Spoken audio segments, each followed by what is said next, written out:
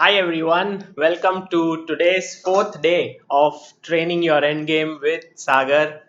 Um it's going to be a very exciting day today because the topic we have chosen is Rook versus Bishop, and I cannot tell you how interesting this endgame is. I have been studying it for hours actually. I mean, studied it for years before, but to prepare for this lecture, I was studying it for hours, and I think it's going to be a lot of fun. And I have a lot of tricks up my sleeve today, so get ready to be tricked.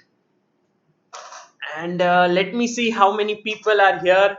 I would like to give a shout out to Anushka Bhatt, Pradeep Das, Swayam Ubale, Rishila, GM Vidit Fan, Rima Singh, Rehan Chess, Somesh Srivastav, NNN Rawal, Mayur Hegde, Neev Patel, Kunal Singh. Kunal Singh wrote that he was online from 5 onwards, 5 a.m. He woke up at 5 to catch the video. Wonderful to know. Also, Mayur Gondalekar says that he started having his soup every day along with this live session, so his health is also getting better. Well, what better than this? Yeah, learning chess, making your health better. I don't think you need anything more than this. Uh, Alan Jones, Abdul Kalam, Anish Agarwal, Anish Adiga, Dandapani, Kuppuswamy, Shivam Chaudhary, Salini Raj, Seddi Chinu, Ratna Dane, Shrishti Chhede, Sridevi Rongali. Sridevi Rongali asks, where is this thumbnail from? Well, the thumbnail is from, I think, Ambi Valley in Lonavala. There is this city which has been created by Sahara, and it's a beautiful place. So over there, there was this swing and man-made lake, and it's a nice place. Jaspal Singh, welcome. Aditya, Sheetal Babaria, Sujata Shastri. A lot of people here. So welcome to everyone. Arun Dikshit, welcome to you as well. Also Sumed Ramteke, Shriyana Malya. Great to know. So how about beginning today with tactics? As always, my intention is to get you out of your sleeping mode. Some people just wake up and come to the computer, and if I start Rook versus Bishop, they'll see nothing. So better to start with tactics. Okay, let's see this one. Let me get you to the tactics. And black to move. Okay, what do you play here as black? Vishal Kumar says, I know Rook versus Bishop endgame and will answer all the positions. Well, Vishal, I'll put you to test today. Let's see. Anup Datta, welcome. Hi to Sarvanan and Nandan, good to know that you are here. Belava, welcome. Nikhil Savarkar. Sedi Chinu says he attended class at 6 a.m. and is to this class. My God.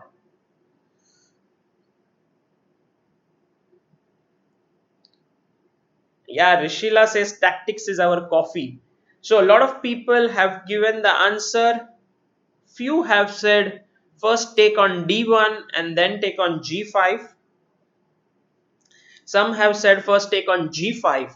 So which one do you think is correct? And why is Rook D1, Queen D1, Queen G5 not so good? Or is it even, is should be good, yeah? That position. There's also mate on G2, but maybe it's better to start off with Queen G5, as all of you have rightly pointed out. Queen G5, because Rook D1, Queen D1, Queen G5, the knight cannot move because of Queen into G2. And Knight D5, I can just move my queen, say Queen into E5. So seems like Both are okay, but I would like to go for the more forcing line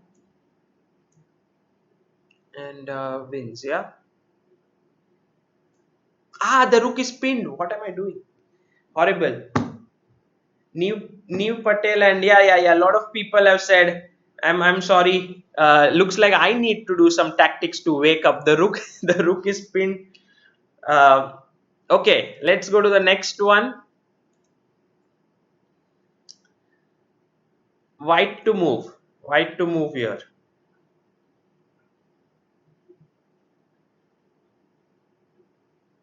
Yeah, I understand.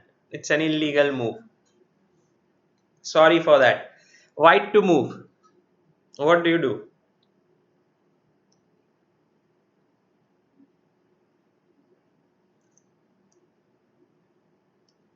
Welcome to Ilam Parthi. He's also here. Good to see you, Ilam Parthi. Once you got to know that the classes are there, you turned up.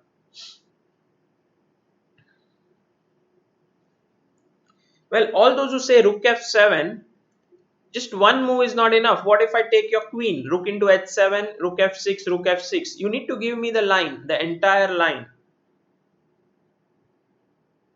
No, there's a rook on B6. Come on. Now I'm awake.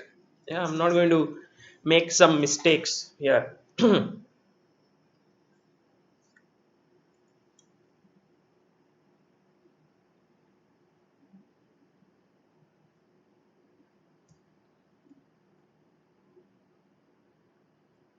Everyone says Rook F7. I don't understand. Maybe I'm missing something. Rook F7, Queen, Rook into H7, Rook into F6, Rook into F6. What's happening? Is it a mate somewhere? K Dexter, welcome.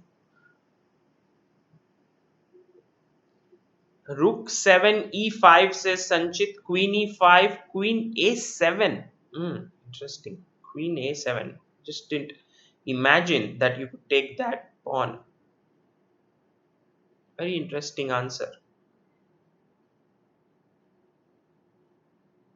Yeah, takes e5 looks much more logical because if rook into h7 there is rook e4 d4 rook e4 mate, but if rook e5 queen e5 you have to think a bit here. Queen into a7, wow, this move I just didn't think about it, but it's very nice because what if, because you are attacking b6 also e5, what if I just defend something like say queen f6, defend my rook? Is there a mate there? Maybe queen c7, yeah? Yeah, queen c7, queen d6. No, Niranjan, queen f7, he is not obliged to take that queen. So you cannot always look at bad moves for your opponent. That's the point.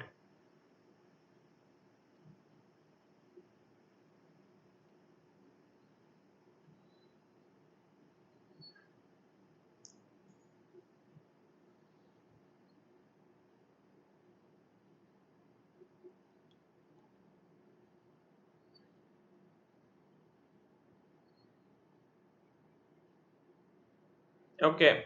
Rook e into e5 definitely looks like a candidate move to me. Rook takes e5, queen e5, and then queen a7. But then after, say, queen d6, I'm not really sure how to checkmate the black king, although it looks really very close to getting mated.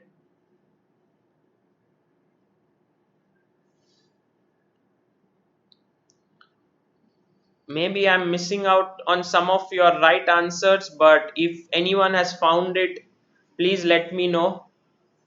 Queen f7 with the idea of rook into e5. Okay, that's interesting. Queen f7 with the idea, but queen f7, if I go rook f8, does that work? Ah, but then you still play rook into e5. Okay, very nice. Maybe queen f7, yeah. Queen f7. If you don't take, if you take, then rook f7 is winning. But if queen f7, if rook f8, then rook 7 e5. Now you have either rook into f7 or queen into f7. I go rook e4 check and it's a mate.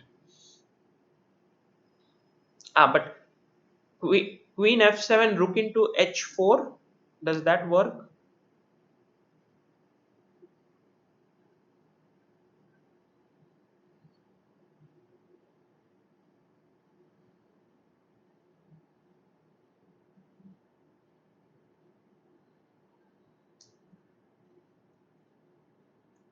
Queen f7, rook into h4 is what I'm worried about a bit, but maybe there is some refutation there. Yeah, right. We can use a hint, but okay, in the game there are usually no hints. Subhash Goyal, what's your answer?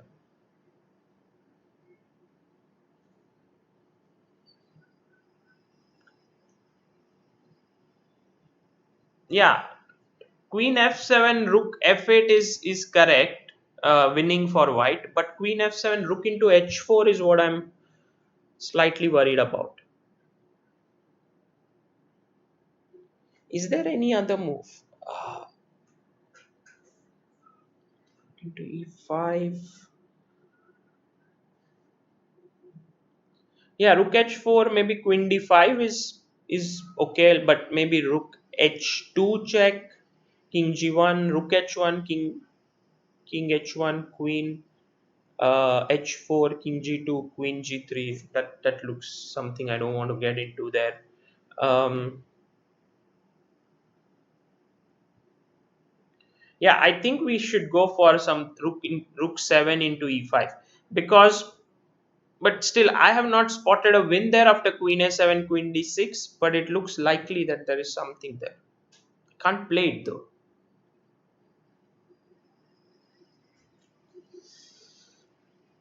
Whew. Okay, let me make a move. It looks tough, but let's take this.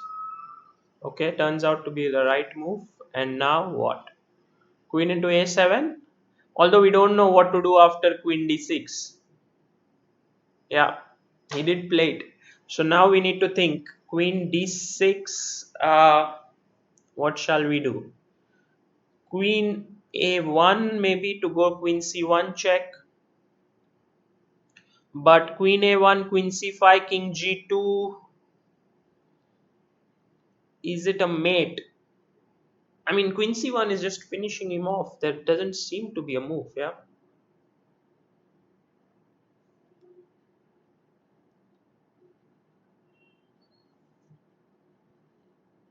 Okay, Queen a1 looks good.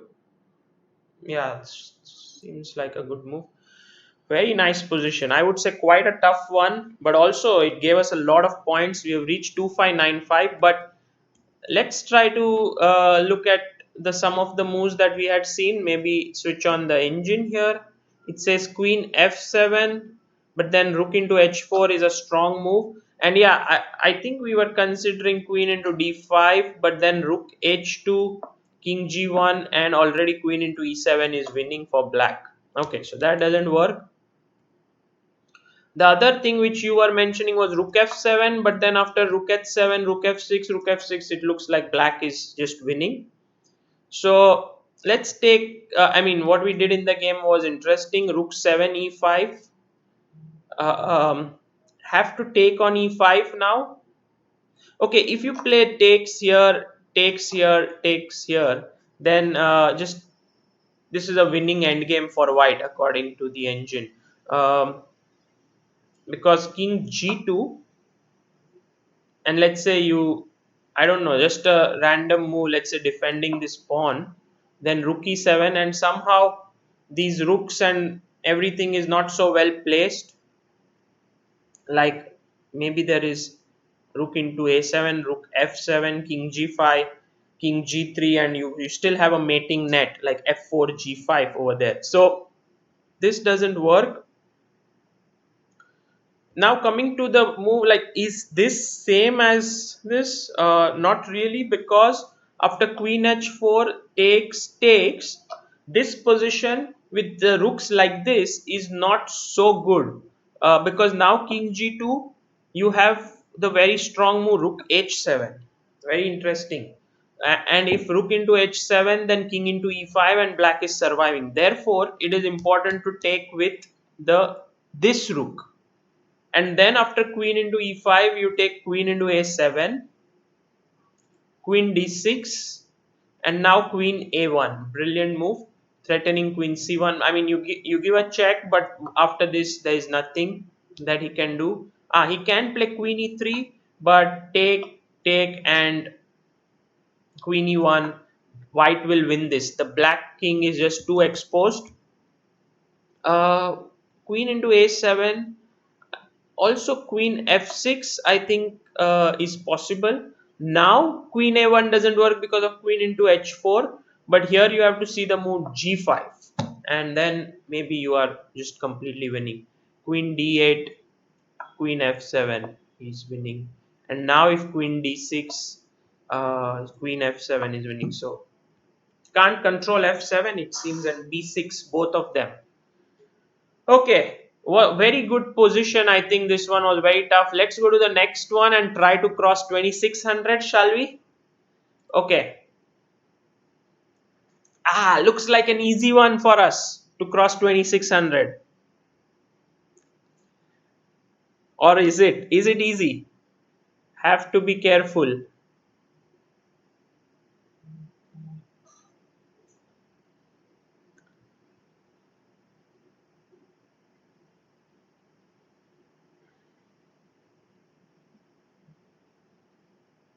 Yeah, okay. Queen g1 instead of queen e1. That's also.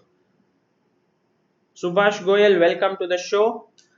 Queen into b5 says New Patel, but New, you need to give me the entire variation. You can't just say one move.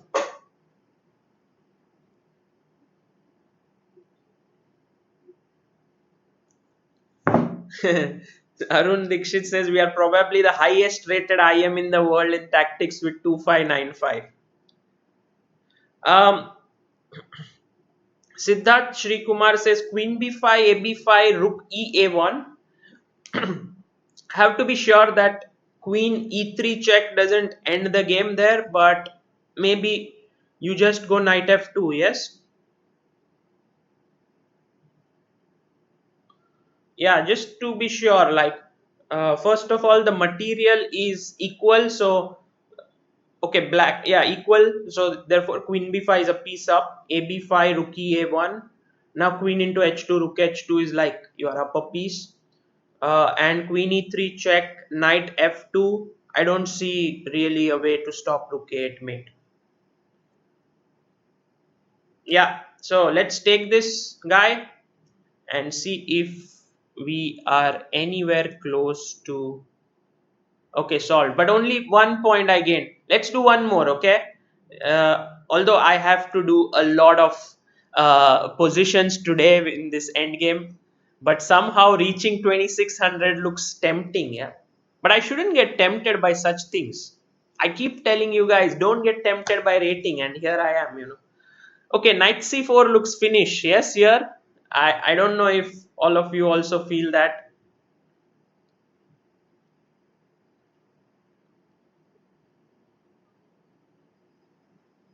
Okay, knight d3, but then there is queen c2. But also, yeah, knight c4 is just crushing because there's mate. Yeah, I mean, I don't need to think. Anyone has any different answer?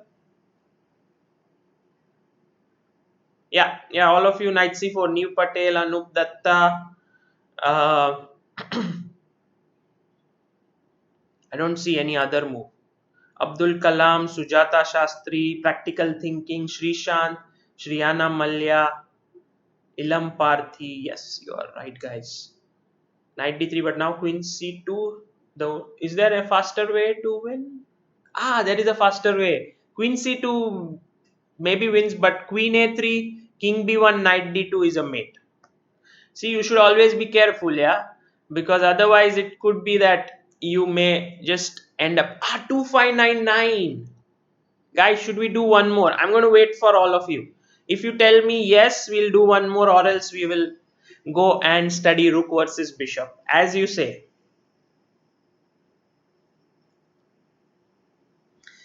Here, I mean, in this position, I was going to take on c2 when I think that's also completely winning, but you have mate in 2, so shouldn't miss that. Yeah, hi chess master, welcome to the show. Uh, yes, yes, everyone says yes. Okay, then we go for one more. One more and let's try to be accurate, yeah? No mistakes. Okay. Well, this one is like a it's they have given us it on platter, it seems like. Take the points. Because I can see a fork instantly. Maybe I'm wrong. Maybe I'm missing something. But no. Yeah, it seems winning. Okay, everyone said yes, let's cross 2600. But maybe we are missing something because Karan Parik, welcome to the show.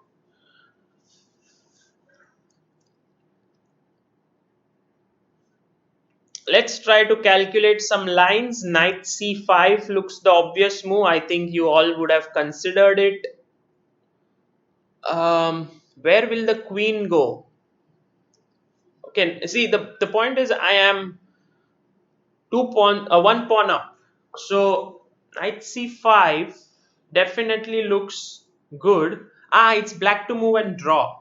You have to check the over here. You have to check what has to be done. So it's a draw. Knight c5 looks like the only way, right? I mean, there is no other move. If there was something else we could consider, but otherwise you're just a piece down. Is there anything else? Could you consider knight f2, knight f2, rook f2, king f2, queen f6, but then there's queen f5. But queen f5 or bishop f5. I don't know. Queen f5, then I have rook f8. Queen f6, rook f6 doesn't. I mean, I don't know. Knight c5. Is there any defense for white? That's what I'm thinking.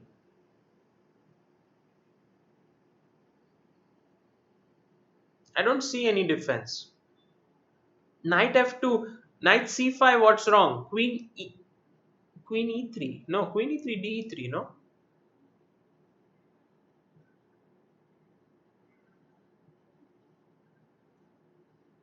Yeah, knight c5 looks like the better move than knight f.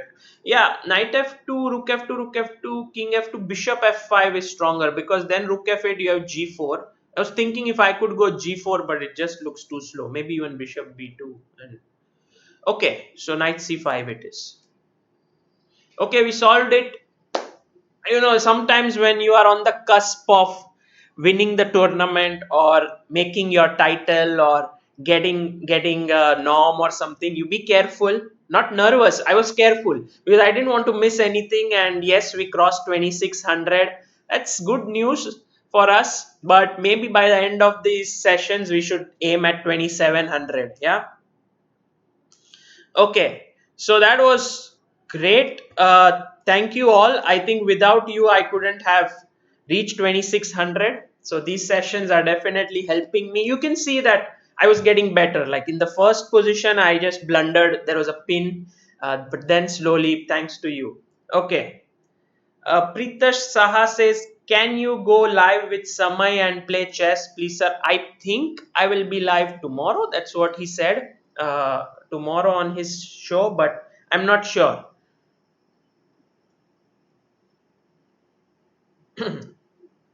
Okay. So congrats to all of you. Yeah, not just to me, but all of us.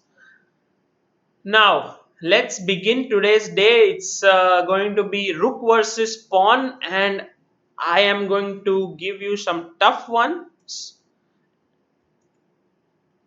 First one is this position. Let's see how many of you can get it. Okay. Arun Dikshit says we will reach 2770 by the end of these sessions. It's my prediction. Okay. Wonderful. Tinku Saha, okay, come back by 9:30. Fine. So your question here is this position a draw or is white winning? Is this a draw or does white win?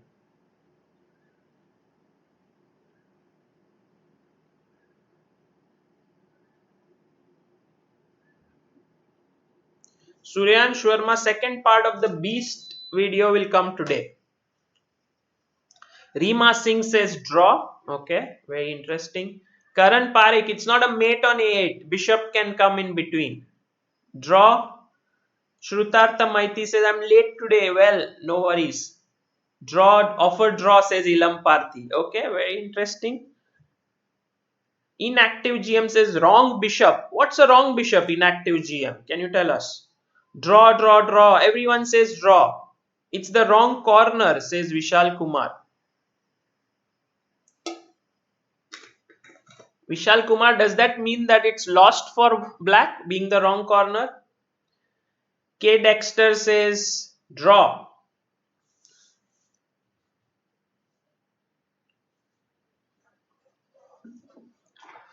Yeah, okay. If all of you think it's a draw, then it should be a draw. This position is a draw, and by the way, this when it comes to rook versus bishop, this is the right corner, not the wrong corner, because the bishop can sit here, and this is a very nice position. Okay, with the bishop and king, white can never break through. So I know that when you have a pawn, this is a wrong color bishop. Often, let's say if the pawn is somehow thinking of this square, although it's a black square, it would be a wrong colored bishop, but in this endgame it's the right colored bishop. Okay, so here check goes back. There is absolutely no need to, even if he gives check, to come out like to f8 or something. Just stay in the corner and he can do nothing. Check comes here, you go back, there's nothing. Of course, if he comes here, you have a check, and that's just lost. So rook a7, bishop b3, king g6, bishop c4. By the way, the only way to lose this position is bishop e6. Can anyone tell me why is this losing? White to move and win. Okay, Nandan says dead draw. Okay, wonderful. If this is a dead draw. Yes, be in the corner of other color of your bishop. Yes, I'm going to show you one of my games to make this concept more clear. How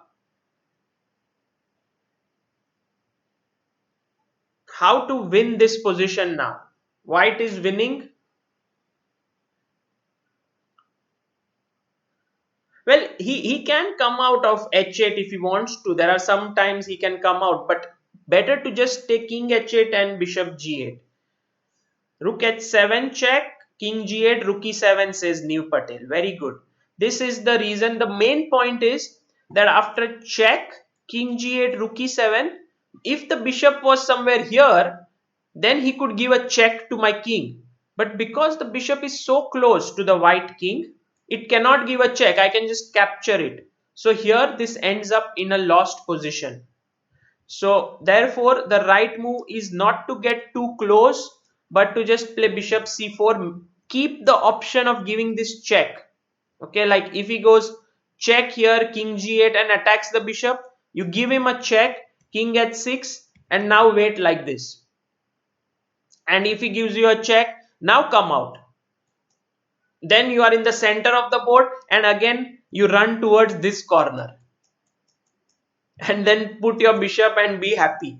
So these two corners are where you can safely put your king if you have a light square bishop. If you have a dark square bishop, you go to these corners. Okay, I'm going to show you one of my games that I played, and it helps to know these things. It really helps because in time pressure, often you do not have too much time to think, and then all these little concepts can really help you.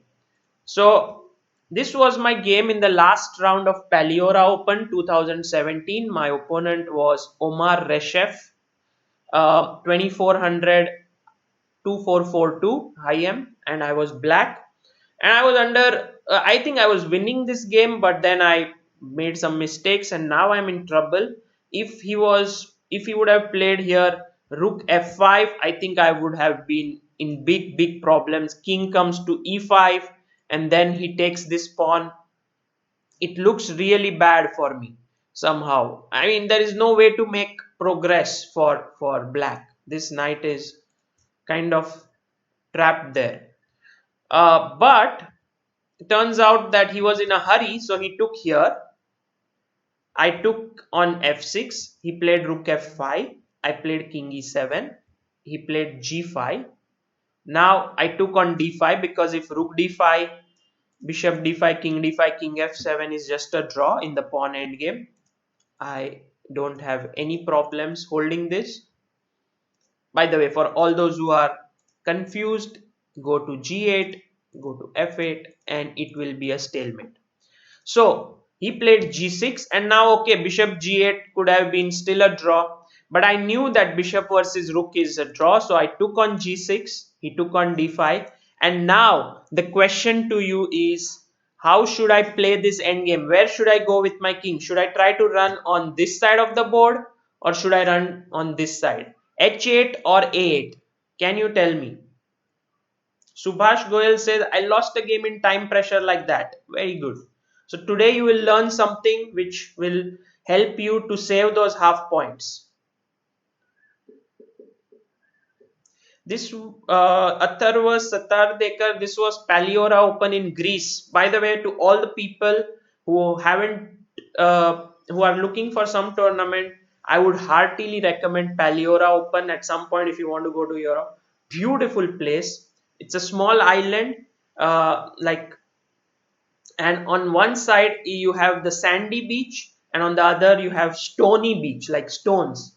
It's just brilliant. Yeah, the place very good. All of you have said h8. It means I so much enjoy when all of you are awake in the class and give the right answers. So going to h8 is the right move, not to a8, because that would mean, okay, that practically it's a draw, but if you go to the wrong corner, then there are more scenarios where you can lose. Okay, so bishop f7, rook here, and now I knew that it's a draw, so I quickly went to the corner and sat there. He came in, I played my bishop away. He played here, I played bishop a2, bishop d5. He gave a check. If he gives a check, you have to come out, but I am not going anywhere with my king. Bishop c4, rook d2, check, bishop g8, comes here, come out with the rook, again check, and you will see that now this bishop b1 check is very important. This is the position where, you know, bishop e6 would be a blunder. Bishop d5 is also okay because you have the option of giving a check here, but bishop a2, as someone rightly pointed out, I think it was Quest who said maintain social distancing. In this part it becomes even more relevant. By the way, if someone plays rook b7 trying to control this square, you can still go king h8 and just come in with your bishop. So rook a7, check, king f6, bishop c2, king h8, rook g2, bishop b3, king ga6, bishop c4, rook d2, bishop b3. I mean, I was just playing calmly, and finally he got tired and he took, and we agreed to a draw. Okay, so this is how you hold it. I hope it's clear. If anyone has any questions, uh, let me know related to this position. If someone has questions like Chess Master who says one question, what to study first, opening or endgame, I would say don't ask such questions right now. We have to focus on this, but endgame right now that we are doing this, yeah. Uh, let's study this. Shilpa Kale has the question, why do we have to go opposite color of the bishop? Well, the main reason is to put the bishop like this. Once you are there, if I started going on the other side, then let's imagine my king is somewhere here, okay, for example, just to illustrate this point. Suppose I have a position like this. Now there is a threat of a mate, and somehow this king is well placed and I can't do anything. You know, it's just lost. So therefore going to the other end is better. Okay, let's go to the next position now. uh, I want to ask you what is happening in this position. It's white to move. Do you think white is winning? By the way, it's a wrong. You can see the king is in the wrong corner, caught there. Uh, is this winning for white or is this a draw? Vishal Kumar says, I have learned full theory from 100 endgames. Okay. If you have learned everything from 100 endgames, then still I have some other material. Let's see. Alan K Thomas, welcome to the show. You are late, but well, what to do, the class starts quite early. And I tell Amruta that when I used to go at 9 a.m. there used to be more people than when I go at 8 a.m. And she says, okay, those are the people who are sleeping. That means those many people were also sleeping during are sleeping right now. And so I asked her, but they could join at 9 a.m. halfway through the class. But no, I mean they want to sleep more. White wins is what many of you say, but there are also a lot of people who say it's a draw. But this one is actually winning for white. And the way we do it is to pursue the bishop. If you play rook b7, this is a mistake. Why is this a mistake? Can anyone tell me the reason why this is a mistake? Sumed says rook c7. Okay, Sumed's move rook c7 or rook b7 is a mistake. Why?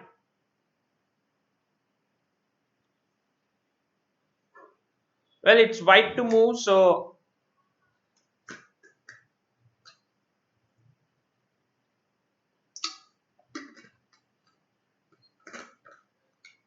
by the way, one of the main reasons, okay, why Sumed played rook c7 was to stop bishop c5. Okay, but bishop c5 is not at all a defense. The point is, yes, New Patel, Ilam Parthi, everyone says king f8, correct. Here king f8 is a draw. The reason why after rook b7 also king f8 is a draw, not bishop c5, is because of check, bishop f8, and now remember, I can just play rook a8. If we move the position like this, it's a stalemate on one side. There are no moves. But here he has a move and so he loses the game.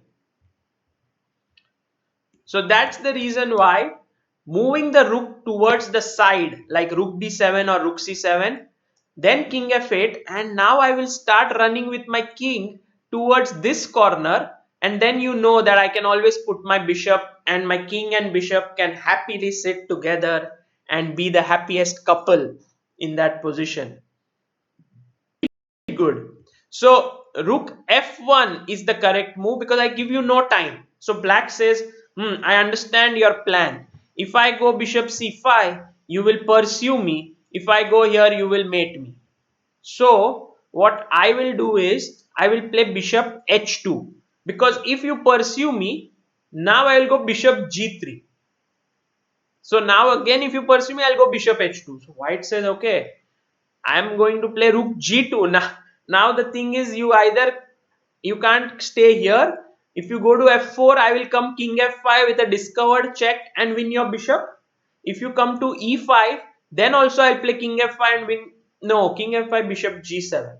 Okay, so bishop e5 maybe just rook e7, rook e2 should be completely winning. So bishop d6 was played, and now rook d2, bishop e7. And how do you win now? Because this is one more critical position. This is the funny thing, that now that the bishop has blocked this square, and if you attack it, is planning king f8, actually that bishop is the piece that comes in the way. How should white win this position? Yes, cat and mouse, says Siddharth. um, Someone says rook will chase bishop. Chess master says rook will chase bishop like police.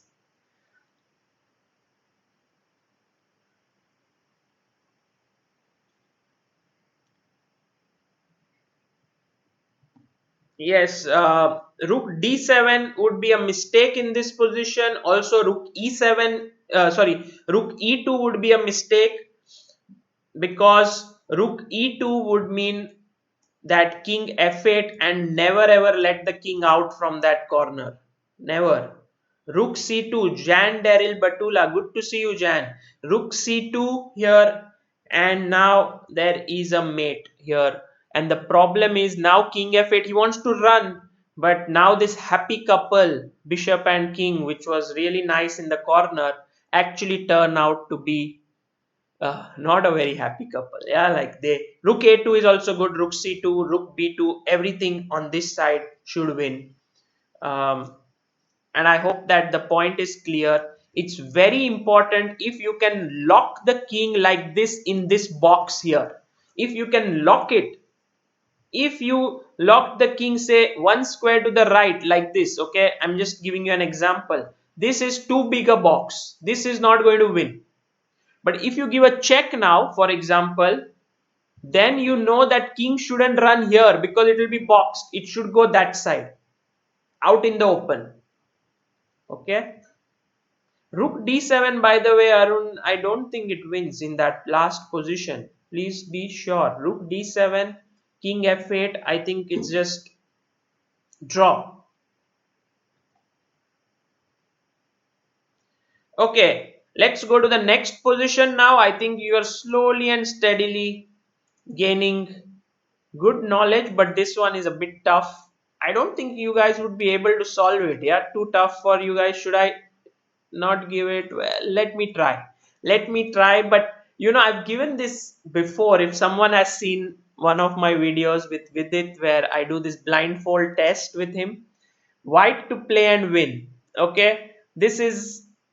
I would say it's not a theoretical end game, but it's more like beauty in chess. If you can appreciate the beauty, this is really difficult because I shouldn't be giving this here, but I want to see if some of you can solve it.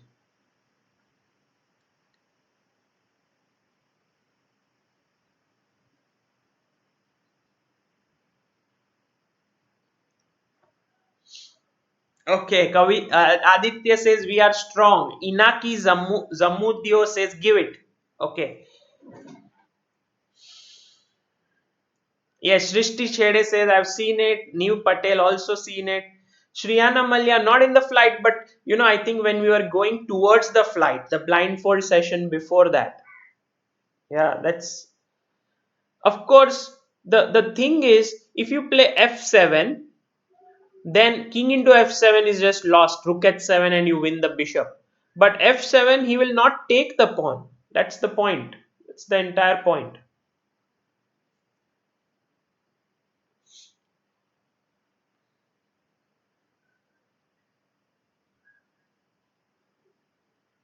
All those who say f7, please don't consider just rook king into f7, also consider king e7.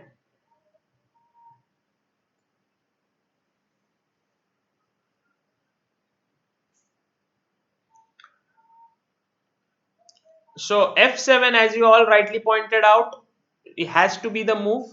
Now king e7, because if you take, everyone knows that there is a check here and you win the bishop, so that's good. First part of the puzzle you have solved, but now what? Okay, one thing is that bringing the king up closer like this doesn't win. We'll discuss this later. So you have to play f7, king e7. Now if rook h7, then there is also a check here and then bishop comes here and picks it up. Okay, so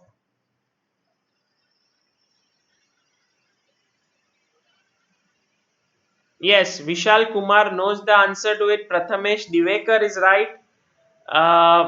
Piyush Atre knows it. Good. Ilam Parthi, you are right.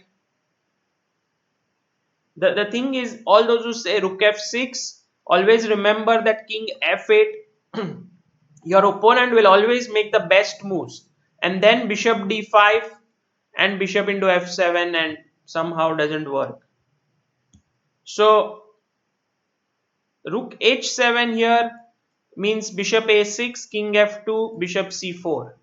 And then I'll take the pawn and we'll again reach the drawish endgame. Drawn endgame, not drawish.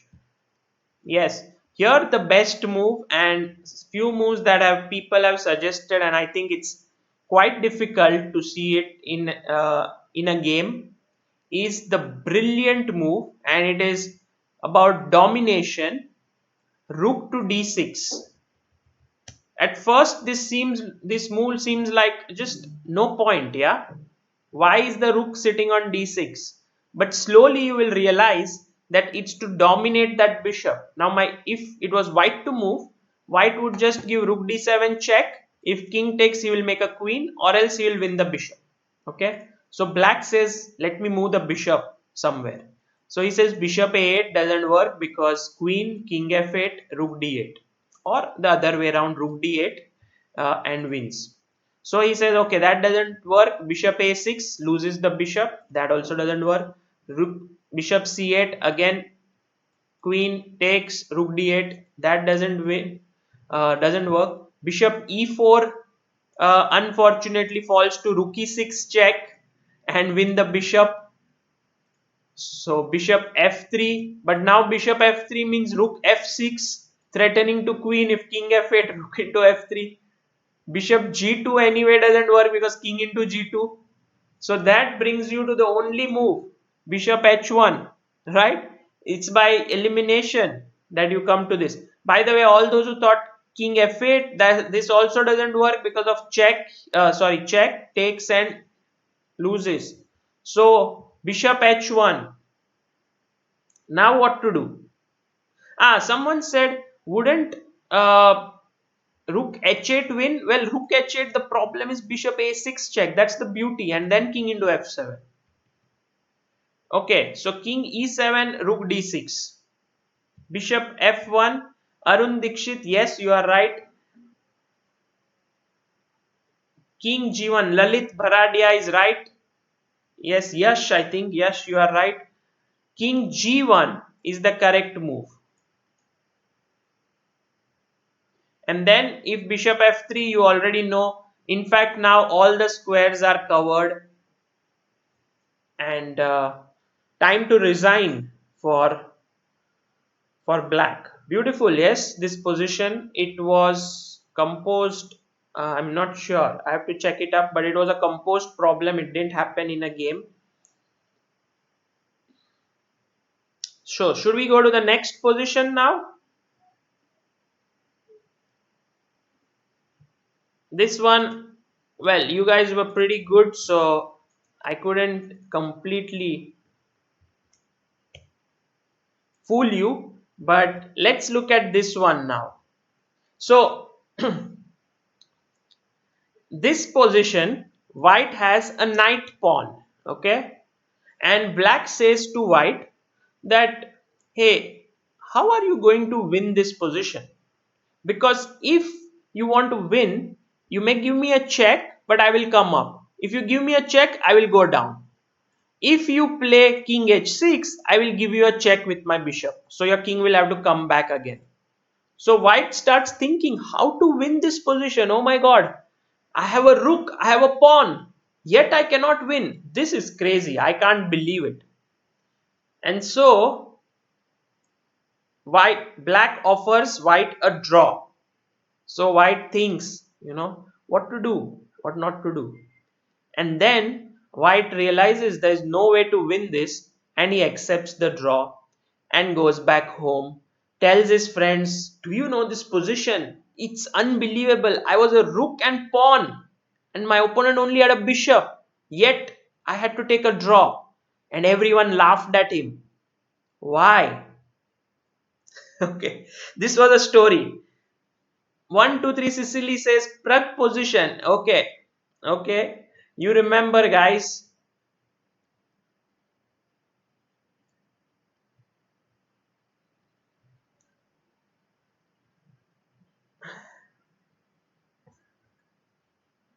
Yes, we have to give up the position, give up the pawn. G7. and only then you can win, because now if takes, then king joins in attacking the bishop, and now if bishop f8, this is winning. Bishop e5, maybe trying, but then rook e7 attacks the bishop and rook e8 is coming, so this is just a win. But black is smart, yeah. He plays the move king h7. He tells white, I am not going to let you come in with your king. And here white again has some troubles. What should black play? Sorry, white play. Harsh Jani says, today Adiban will be joining in Samai's channel, views on it well. Adiban is always great fun. You should check it out. I think he's going to give some peace odds or something like that. Shri Devi Rongali says Prague position. Okay. But what to do now? What to do in this position? All of you follow Chess Base India very closely. Atharva Satardekar also says Prague position. So I had given this to Prague. Well, if you now play g8 queen, as you remember, the problem is after king g6, king f8, king runs away. Here there is a brilliant move. Yes, Kunal Singh, you are right. Lakshmi Narayanan is right. Ilam Parthi, you are correct. Very good. Virat Chess is right, I think. You have to play the very, very critical move here. Sani Deshpande, if you make a queen, king g8, king g6, the king runs away. How to stop the king from running away? This is the key moment of the entire problem. Yes, all those who didn't know this answer but were able to find rook f7, hats off to you guys. You are really strong. The point is that after, let's say, he makes a waiting move, you make a queen, king takes, and now king g6, not allowing the king to run away. This is the main point. Very good. All of you rook f7 who said, Anisha Diga, Suryansh Verma, Dharma Ratne MST, Neev Patels, all of you, Amay Kanitkar, well done guys.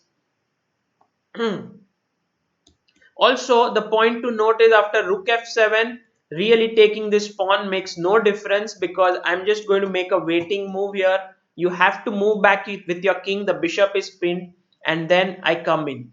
And we know that it's a mate. Yes? Well done, Anup. You are very strong. Yeah, very good. Yes, Shanks, rook f7 is easy after you know the things.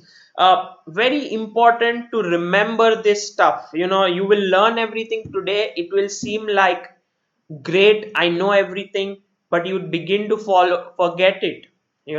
This is the problem.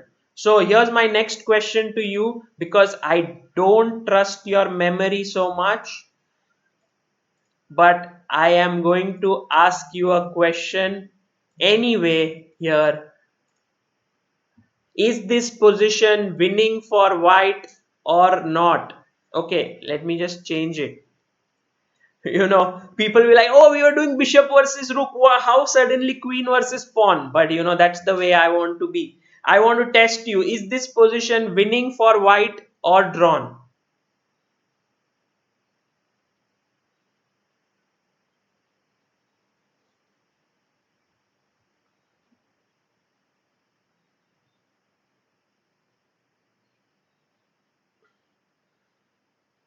Draw. Everyone says draw. So looks like you guys still remember. What was the number? Do you remember the number that is with the rook pawn? Win. See, Anup Datta said win. Yes, 5544. Very good, guys. Very good. All those who haven't seen day number 2, second day, please have a look at it. The zone here is 5544, as we learned from Jairam Ramana, who built up this concept, and that day, and the king is outside the zone, and hence it's a draw. So I'll keep on testing you guys like this.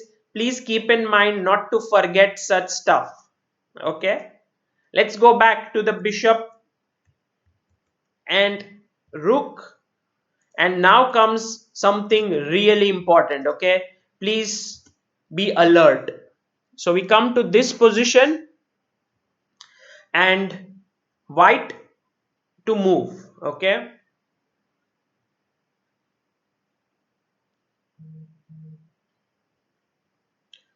the question to you is f6 a good move or not? Is f6 a good move?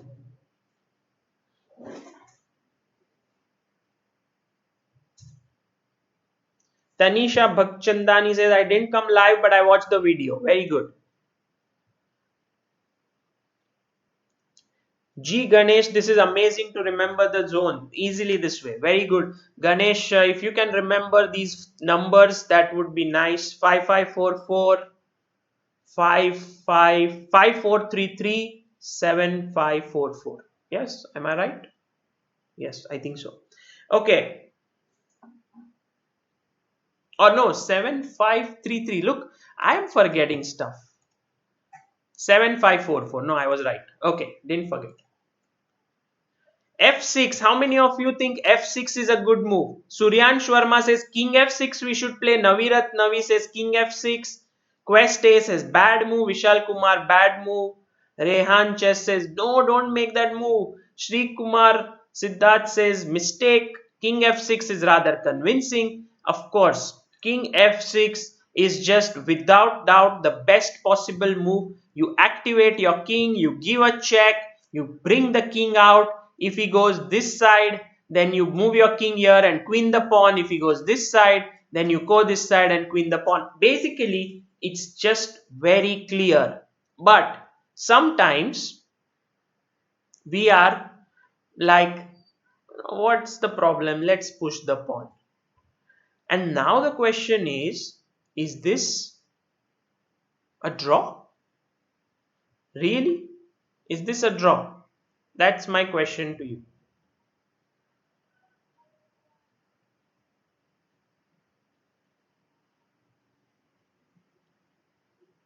Is this position a draw or is this winning for white?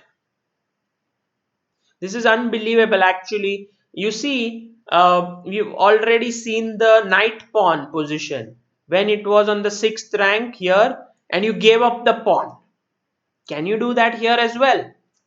Think about it. Draw, draw, draw. Everyone says draw. No one thinks that white can win here. No one. Draw.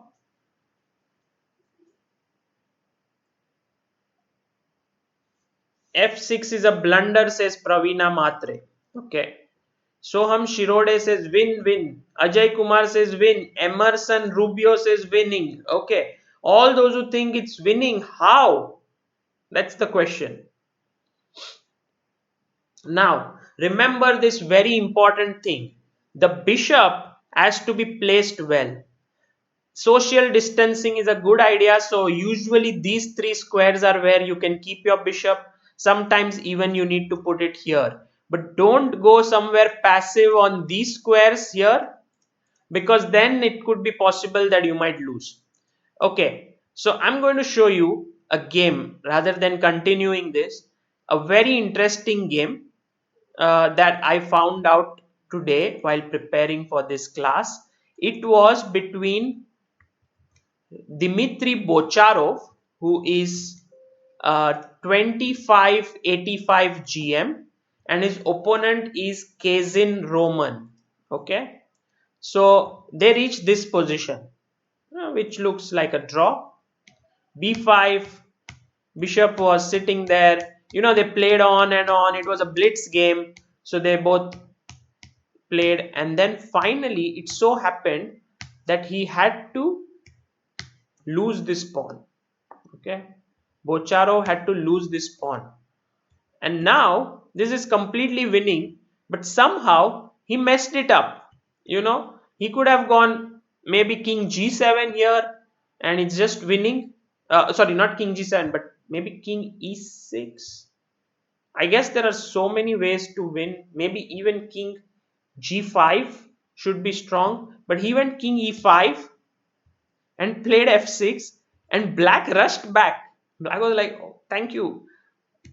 King here, king f8, rook d7, and suddenly Bocharo realized, oh my god, what have I done? I'm just going to lose this. I'm just going to draw this game. And so they made a few moves, and at some point, he even had to give up this pawn. But we all know that this position is a draw. Now, very important is to stop him from going to g6. Remember, if you make a move here, let's say like bishop c6, rook here, say just an example, and you play bishop a4, this is lost because after king g6, there is no check here for the king. So you need to keep the bishop first of all on this diagonal. Okay, so you keep it there, and Kazin Roman, who was 2450 as black, did absolutely right. And now when the king is coming to e5, you should be ready with this check. Okay, so a move like bishop d3 would be a bad move because of king e6. There is no check from this side. So he played bishop a2. Bocharo was playing. He was like, oh my god, I was so winning this game. Should have won this game. Regretting. This is a nice move, by the way. All of you, bishop d5 is a brilliant move because king g6 here will be met with a check. I mean, in general, bishop d5 is pretty okay. So rook b5, bishop c4, rook c5, bishop a2, check, king f7, check, king f8, king e5, bishop b3, and finally, white felt nothing is happening here. They played for nearly 40 moves, it seems, already with this structure, with this formation, and then he finally says, okay, fine, take the pawn, take the pawn. And black now, white decide what should black play here. That's the question. I mean, would you take the pawn? I think you should take it here. Quest says how you got these positions from database. Okay, Quest, I'm going to show you how to do that just in a bit. But draw says Ojas Raut. Okay, this position, would you take on f7 with your bishop or not? What is the good move here for black? Bishop into f7, yes. Should take it. Yeah, this is what Kazin did. He took, came king f6. He played bishop e8. Bocharo played rook c8, and I was like, yeah, I won the game. There's absolutely nothing. What went wrong, guys? What went wrong? Very good. Ilam Parthi, Shanks, Neev Patel, Anup Datta, Dev Marchya, Sanchit, Practical Thinking, Reema Singh, all Girish Bachikar, Kholya Kishan, very good guys. You are all tremendous. Rishila, Gaurav Nigam, Srishant, Sumed Ramteke, Dharmaratne, Suryansh Verma, Arjun PR, Win Legaspi, Aditya Dubey. Very good. The right move is king g7. And now, remember in that position, when the knight pawn was there, he was playing king h7. And we were playing rook f7 there to box the king in after making a queen. So does that work here with rook e7? Not really, because let's say if I play bishop into f7 now, you make a waiting move. I play, let's say, king g8, and here you cannot really win this position, because let's say king f6, bishop b3, and it's a draw. Also, you don't need to take the pawn, you can just wait, and then if he plays f8, you take this, and now here, and again the problem is,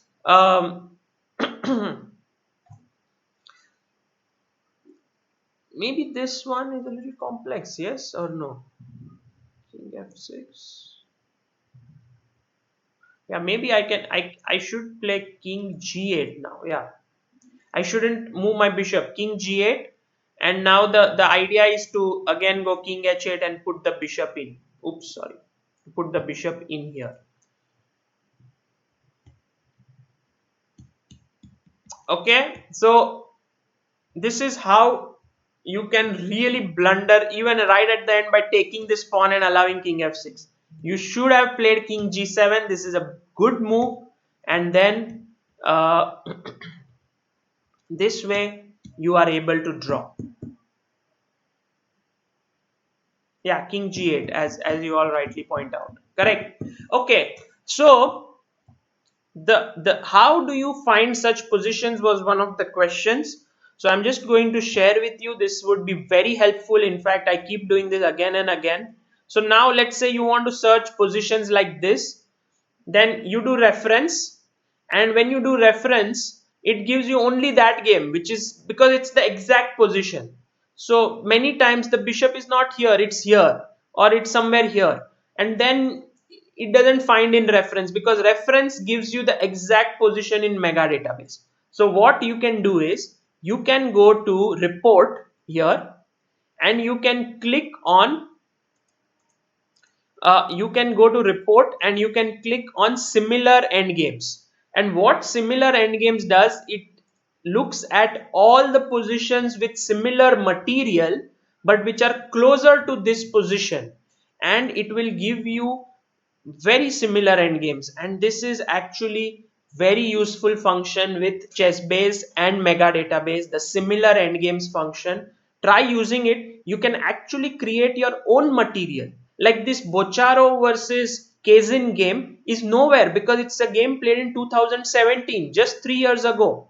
But I was able to use it in this class because I used this feature. In fact, you will also find some games which have taken place maybe a few weeks ago. So you will see that nearly over 1,000 games exist with this material balance. And you will see Bocharo Kazin is at the top, but there are so many others like Schneider Taude. And you will see that again the same structure and the same position. And here also, actually, black won. How? Let's have a look.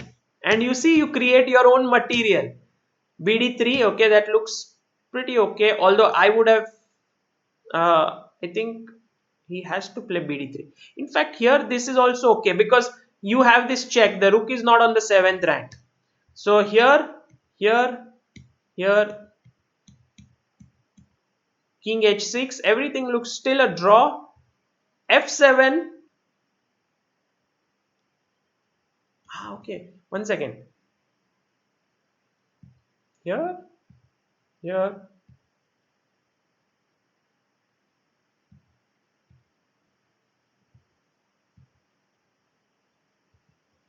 Well, couldn't he just play here? Isn't this win? Isn't this just a draw? Okay, king g6, king g6. That's the problem. King f6.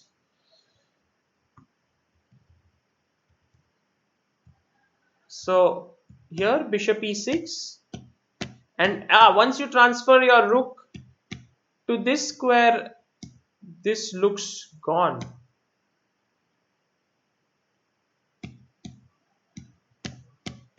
Well, where did he go wrong? That's an interesting thing because I feel here, okay, it's important to, I would say that rather than keeping your bishop, I would improve here that rather than keeping your bishop on this diagonal, keep it here so that this can always um, be taken.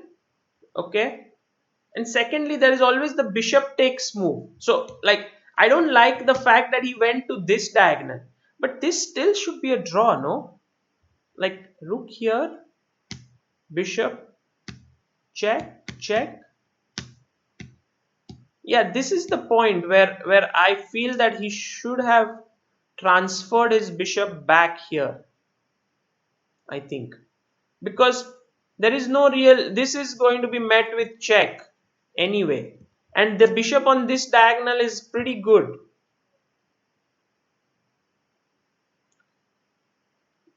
So this move, I think, is a bad move. Bishop d5. Let me just check if this is the critical mistake in the game. I've just switched on the engine, and it still says this looks defendable. I don't know if that is true. One second, let me use this one here. Yeah, this still looks like a draw. No. So the right move was only bishop h7. Yeah, see? Basically, you learn something new. Bishop d5 was a mistake. c2, and now rook f8, because if you can get your rook behind here, that's just lost. You can never really then defend. Bishop here, so you will see it pursues the bishop and finally wins the game. Heartbreaking. So my thing for you is to remember to keep your bishop on not this diagonal. This one is, oh sorry, not that one. This diagonal is meant for checking, while this diagonal is where you should maintain your bishop, and you should be ready to check at all times from this diagonal like this. Okay, keep this in mind, and keep this function. All those who have chessbase plus mega database, keep this function in mind where you can go to report and do similar end games. Okay, and all those who don't have chessbase plus mega database, you should get it and start using it this way. This will give you so much material. We learned such an important thing here.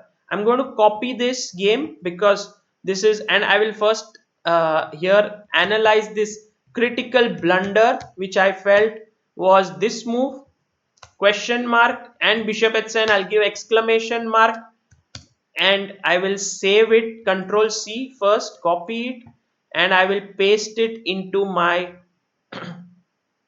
rook versus bishop database that I have created. And in this way you are able to maintain your material really well. I would really like you guys to do that. Okay, let's get back. I hope you learned a lot from this.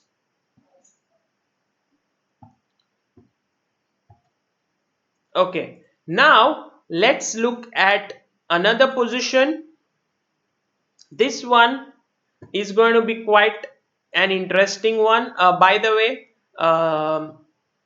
you have now learned something important where what I'm just going to make it final one more time, that this position here is a draw. This was played by Szabo and Botvinnik. See how Botvinnik keeps his bishop on the important diagonal. He doesn't give it up. And then at the right moment, he is ready to check. And here, this is important. Okay. Don't get nervous and run away. Run away. Okay. Draw.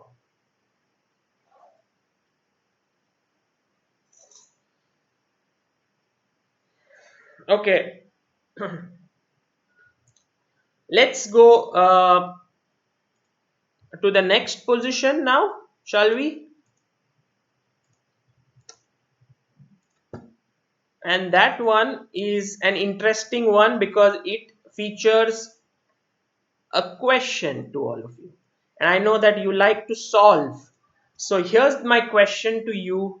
How should black draw this position? This is a famous game between Levitina and Gaprindashvili. How should black draw this position? Okay, the few messages I've got is Cyan Roy says I came just now, so this endgame draw for bishop pawn and rook pawn, and is the center pawn losing because black has less squares for the bishop? Okay, Cyan, I will round up for you.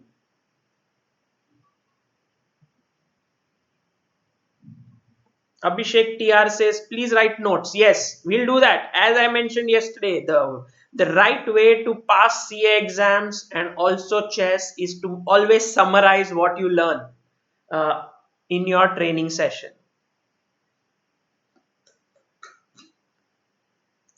All those who say bishop h2, guys, don't make me so unhappy. Yeah, bishop h2, come on.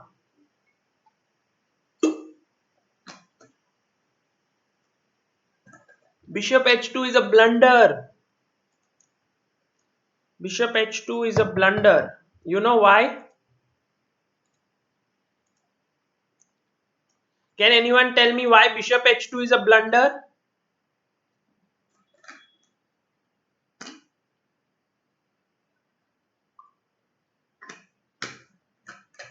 Aditya Naidu keeps asking me to put the link of all positions, but I'll reply like how Kramnik replied to all the youngsters of Indian chess, the top youngsters, when they asked for PGN files in the training session with Microsense.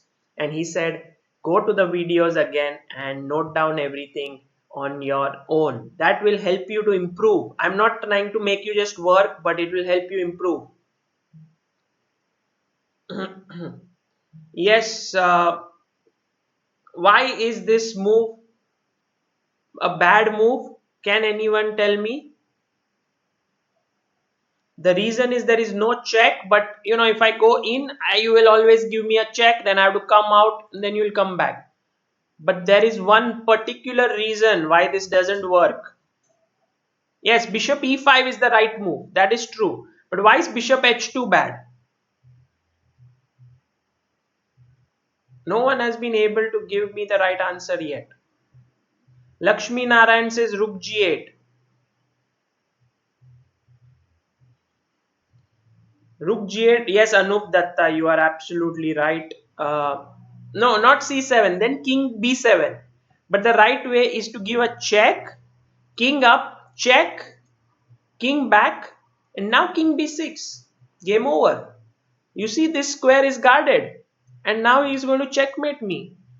Things can turn really bad quickly if you are not alert in such endgames. You can't relax. You have to be alert. This move, good move.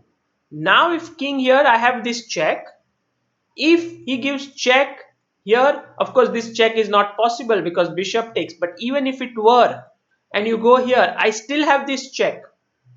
Do you understand this? Yeah, I hope this is clear. This is important. Only move to draw, bishop e5. Okay, let's go to another position. You see, these little tests are a bit tricky. Okay, uh, I'm going to test you in a position which I think even I don't know the answer to it yet. But let's see if you guys can help me with this. This looks very, very difficult, but let's see. In this position, you have to tell me how can white win this position. What if bishop e3, says Amay? Well, the problem with bishop e3 is this check, check, and pawn push, right? Okay, let me pull up that position again in a bit. Yeah, let me. Uh,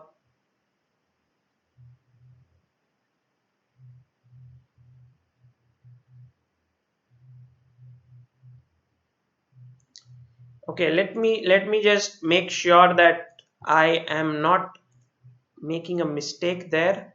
It was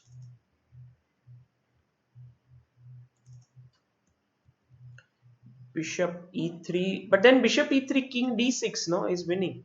Bishop e3 king d6 just wins. So I don't think that should be a problem. Yeah, let's come here.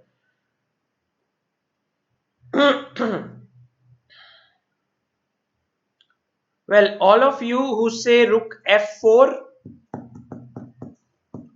what if I play bishop e4 check? Use everything that you have learned today to solve this thing. If you play rook d4, I'll still give bishop e4 check. Then I will take on h7 and then I will play bishop g8 and I'll be like happy person. This is what I'm saying. Here, here, and here. And I'm going to sit in the corner with my king and bishop.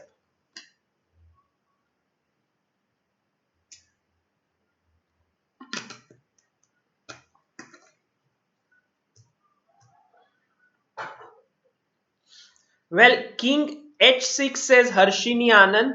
Harshini, the problem here is I'll still play bishop e4. If you take, stalemate. If you try to defend this, can anyone tell me how to hold this position for black? White is saying if you're going to take here, I will just take with the rook, with the check. And next move I'm going rook d7 or c7 and then checkmating you from here somewhere. So what is the move that black can do here? Is resigning the only option, or black has something very nice here in this position? Very beautiful.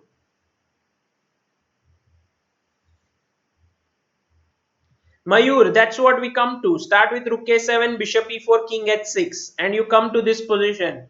And it might seem like this is completely winning, but as Divya HL, Akash Pranav say, there is a small trick for black here. Ilam Parthi, very good.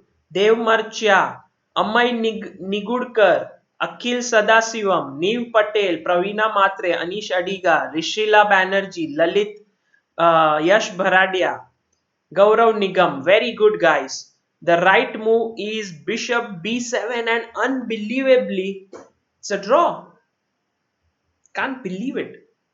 If you take the bishop, stalemate.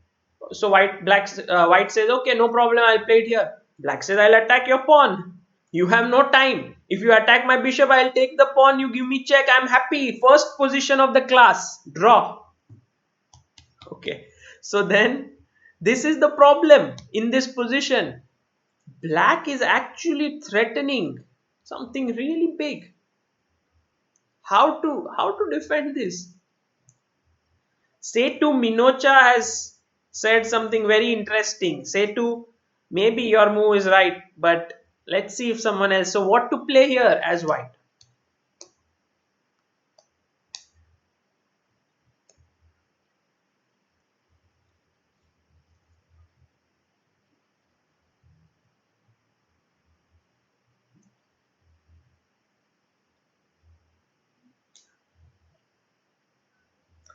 Anup Datta also says this move.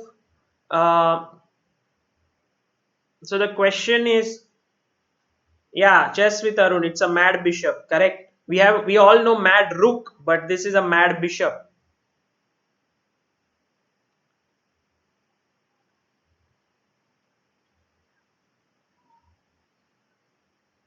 King g5. Okay, if I play king g5, let's try to think what's happening here.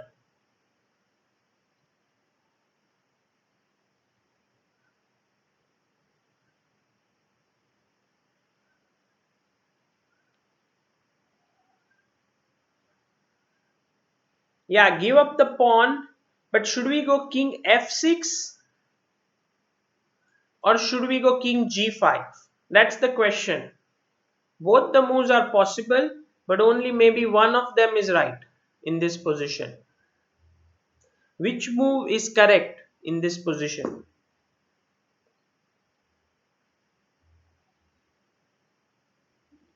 Say king g5, I play, what can I do? Let's play bishop g2.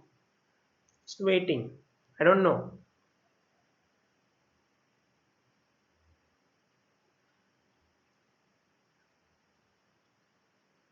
How do you make progress? How do you progress in this position? Because now my threat is to take on h7. King g5. But now bg2. Now my threat is to take here. What do you do? Because if you go rook a7, then I go bishop e4 to win this pawn. If you play rook f4 as you suggest, then I take on f7, h7, rook f7, king g8, and king g6. Yes, is that your idea? No, but then bishop e4.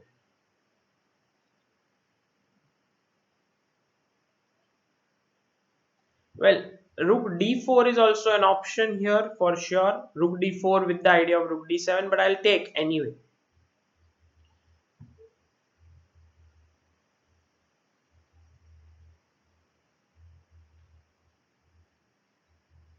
Not so simple, yeah, not so simple.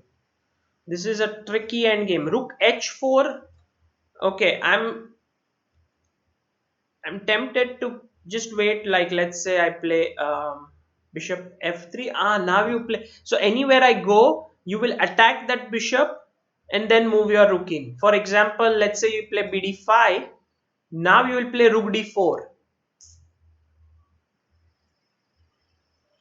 and this thing now doesn't work because if you go say bishop c6, bishop g2 somewhere, I go king h6, and now it's a mate. There is no bishop e4, bishop b7 business.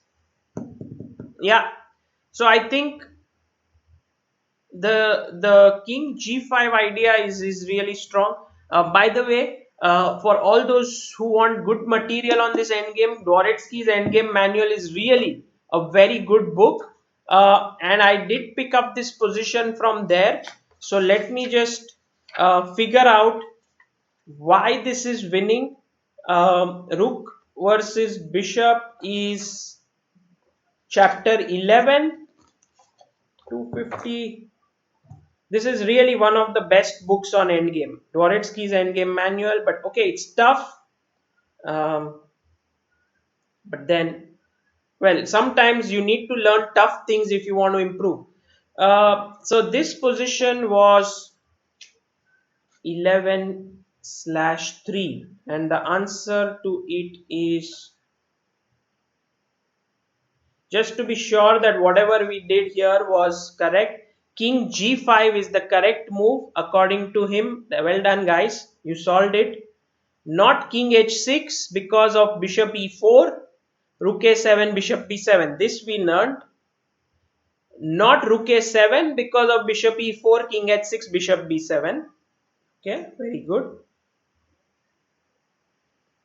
So king g5, if bishop g2, okay, king h7, rook h4, bishop g2. Uh, Now rook g4. It's, he says, not rook h4. Rook g4, bishop f3. If he goes bishop h3, then you can go back because king h7, rook h4. So bishop f3, rook f4. And now finally, the rook has abandoned the a file, so the king can come back to h6. Basically, king on h6 is winning if the rook is not on a4. If it is on b4, it's fine. c4, d4, any square is okay. But because it's on a4, that is a problem. Okay.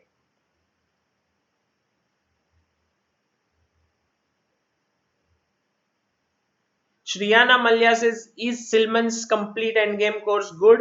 Yes, I think I sit with that book also somewhere here. Very nice book, but I think that book should be followed up by this book and also by this book. So, 100 endgames you must know, and also Dvoretsky's Endgame Manual. So, I would say the right way is begin with Silman, then 100 endgames you must know, and then Dvoretsky's Endgame Manual. If you do these three, you will be really well structured in your thinking. And for all those who want to go even deeper in their chess preparation, then I would suggest this Kasten Mueller DVD combo. Okay, basically this is something where if you go to Chessbase India, you will be able to find it. I think it's called Endgames by Kasten Mueller. Just try to find it and show you. So yeah, here it is. If you go to chessbase.in and online shop, you will see all these endgames on different endgames by Carsten Mueller, whom I recommended yesterday to you. Very good, maybe one of the biggest expert in endgames.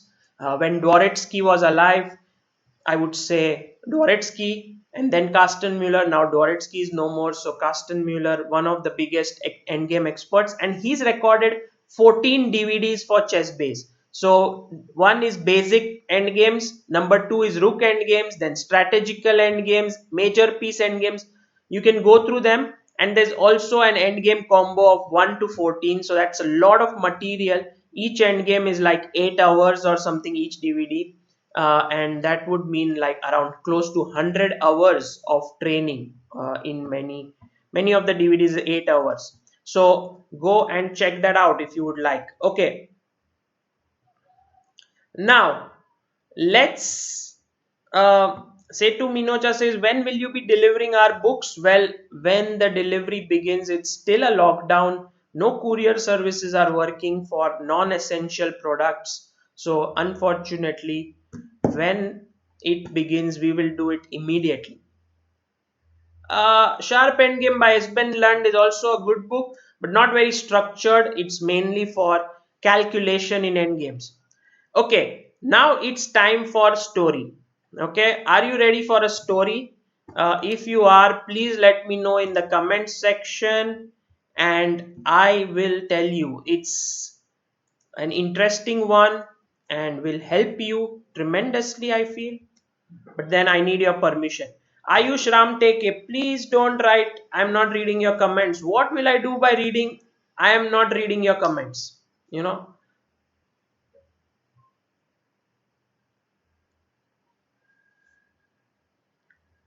Okay, so the story is revolving around this position. Until now, I've got Neev Patel, Tinku Saha, Ayush Ramtek, Subhayan. Yeah, I should remember his name.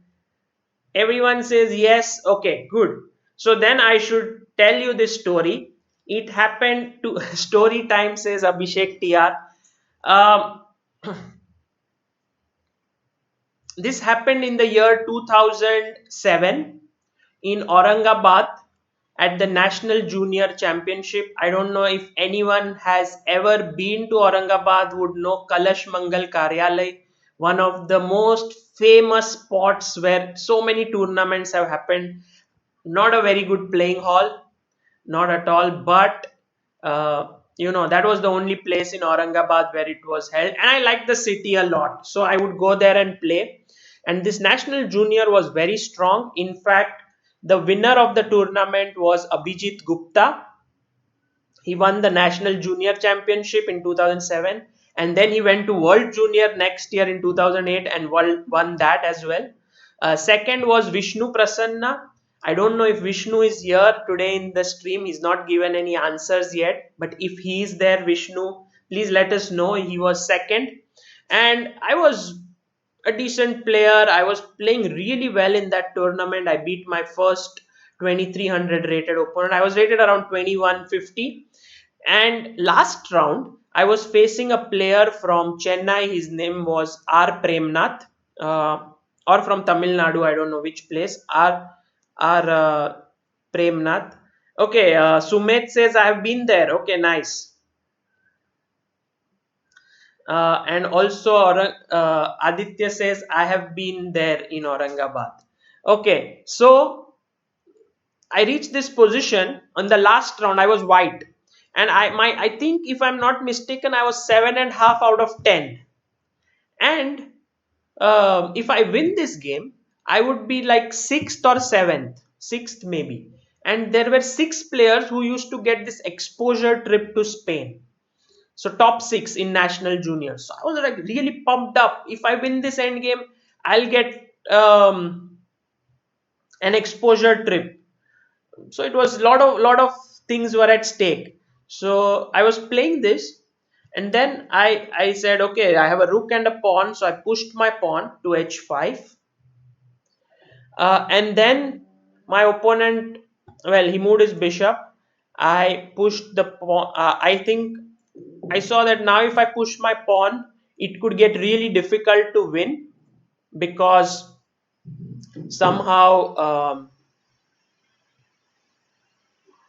you know, I just don't have any entry points. He will just keep his bishop here and keep moving. So I go here, he will keep moving his bishop.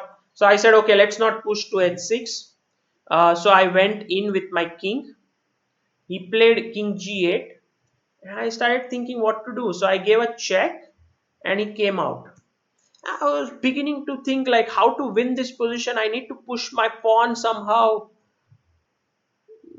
So I brought my king out. He just moved his bishop.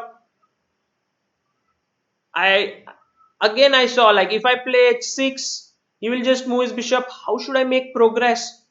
And I went round and round, round and round in this position. I played like for hours, in the last position because so much was at stake and I was winning. And then these people in the organizers, they were starting to, last round is always the most distracting because they start taking off the tables, the chairs, the chessboards, they start packing. And now they were getting restless because they'd done everything, and the chief guest was almost there, and the prize distribution had to begin. And the worst thing, the organizer started telling me, okay, now it's a draw, now accept a draw. I was like, no, I want to play for a win. But turns out I had missed my chance. I had missed it. And it was so depressing for me. I didn't even know what I did wrong. And so I finished the game, and then I came out, and all the players somehow met, and Debashish Das, I remember, who is GM now, at that point told me, Sagar, you should keep the pawn on h4 on the fourth rank. If you push your pawn to fifth rank, it's a draw. I'm like, what? I didn't even understand why. And then he didn't even explain to me why. And so the question remained as to why this position with pawn on h4 is a win and why the pawn pushed to h5 becomes a draw. And many of you here say that. Ilam Parthi says with the pawn on h4 it wins. Prathamesh Divekar also says that. Sanchit S says that. Sayan Roy says it. But why? Does anyone know why this pawn on h4 has to be kept there? What's the difference? Atreya, please don't ask questions related to books right now. I mean, focus on the position. Come on.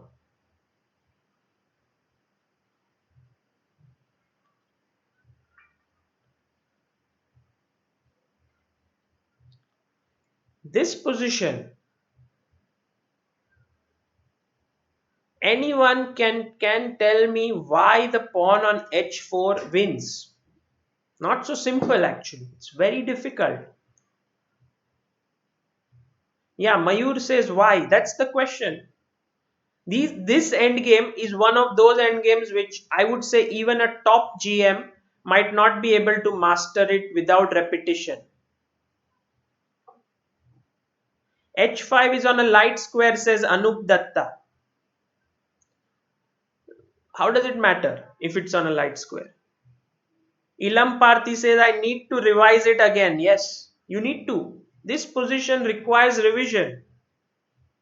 But I'm telling you, I revised this maybe 10 times in my life. Today, when I did it, it was much easier. Every time you do it, your mind grasps certain more concepts. After a point, you remember it. John Wong says h5 is the square for the king to come out. Where? Come out what? Can John, you, I think you know it. Can you explain it better? No, it can be used for giving waiting moves, says Nikhil Chahal. Not really. Not really. Abhishek TR says king uses that space. Okay, maybe. Sumed Ramteke says if the pawn is on h5, then the king has only two squares to move near the black king, but on h4 he gets three squares. Logical, but somehow doesn't make sense so much.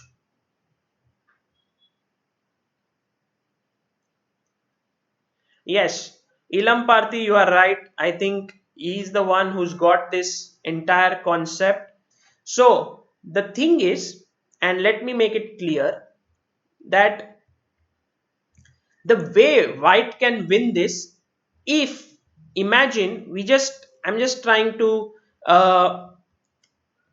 make this simpler to understand for you. Let's imagine a position like this. Okay, this position is completely winning. Okay, there is no doubt about it. because the king is cut off from the G file. It's outside. So you can begin to push the pawn and you can slowly, play rook g7, get your king to f6 and play h7 and win the game. There is absolutely no problem in this position to win. However, the point remains that in this position here, the king is here. So you may say, what is the problem? I go king h6. First of all, he cannot really play bishop d5 because now, oops, not check. First attack the bishop. Check, bishop g8. It's a stalemate. So I come out. Check, king here. Now h5. By the way, this is the fastest way to win. Um, or maybe I can first. Yeah, don't give a check. Maybe h5 straight away.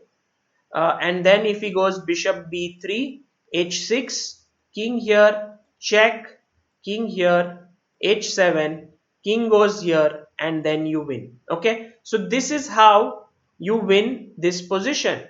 So you cannot block this like this, okay, with the bishop. So after king h6, black must go king g8. Now I give a check. Now he comes here, and I would really love if my king is this side. If my king comes to f6, game over. But how to do it? This square are controlled by the bishop, mainly g6 square. This is the key square. And so to win this position, you need to actually put your rook on g5, and at the right moment, I'll show you how Zugzwang works. You need to get your king out from here. If the pawn was, let's say, in this position, pushed to h5, draw. You can't get, the king is boxed in. It's unbelievable. Yeah, that's how chess works. That's why this endgame is really brilliant. But the question again comes to mind, is that if I play bishop d3 and you play king h5, he can give a check. And then if you come here in front of the rook, my king will again go in. Right? So that is the reason why you need to go for Zugzwang here, which is after rook g7, king f8, rook g5, threatening, let's say, to come. He plays king f7, a waiting move. You go rook g3. Again, now this position, there is some sort of a zugzwang, because I want you guys to remember this position. According to me, this is one critical moment in this formation when white wins after king h5. And this is very, very important, because now imagine that black says, I want to control this diagonal and plays bishop b1. This is a mistake because rook g5. And now there is no check on c0. If there was a square c0, he could give a check. But there is no square, so he must play here, and now my king comes out, and now this is happy times. I'll push, rook g7, bring my king in, push and win.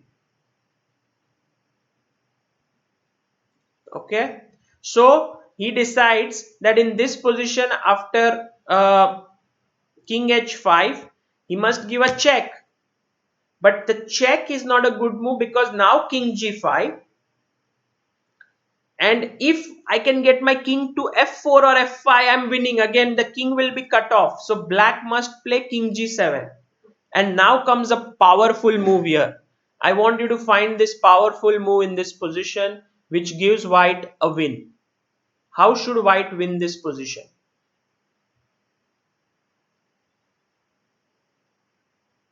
Setu Minocha says, I'm banging my head to the wall. Okay, carefully. Mayur Hegde says, my brain has been boxed. Prathamesh Divekar. Okay, your concept was pretty okay, but the main idea of keeping the pawn is that your king can come out in the last variation as we saw. No, rook d3, maybe. Rook d3, I don't like it. You need to dominate this bishop, because this is the main diagonal where the bishop wants to be. And so the right move here, not rook d3, because I feel that if you go rook d3, bishop c2, check, king here, and perhaps you again land up in the same problem. I mean, you just came back to the same thing. If you push the pawn, it will be a draw again. So you will have to do again king h6, and then this entire sort of circus. So the right move is, as Sairam Subramaniam says, very good. That is the right move. Sairam Subramaniam, you are absolutely right. Anyone else? Neev Patel, you are right.